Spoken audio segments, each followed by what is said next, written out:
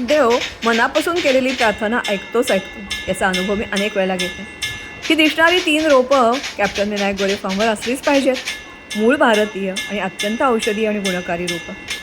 मग अनेक ठिकाणी शोध घेऊन जेव्हा मिळालं नाही तेव्हा पार्ल्यात झाडं लावणारा जो गट आहे त्या रोझलिन जोशी हिच्या मी सहज व्हॉट्सॲपवर टाकलं, अगं ही मला कुठे मिळतील का. गंमत म्हणजे काल शनिवारी ती माझ्या घरी आली. आज माझ्या फार्मवर गेली. आता तिथे ती रुजतील, मोठी होतील आणि आजूबाजूच्या परिसरात आपोआप उगवतील आणि निसर्गाला समृद्ध करतील. देवाचे किती आणि कसे आभार मानू, एवढे थोडेच आहेत नाही का. घर आणि गुराचा गोठा याच्या मधोमध आहे हे कापराचं झाड. ते 1.5 किलोमीटर परिसरातली हवा शुद्ध राखतं. कृमी, कीटक आणि डास जवळ फिरकू देत नाही. असं हे रोझलिनने दिलेलं कापराचं झाड. त्याच्याबरोबर आहे कदंबाचा वृक्ष.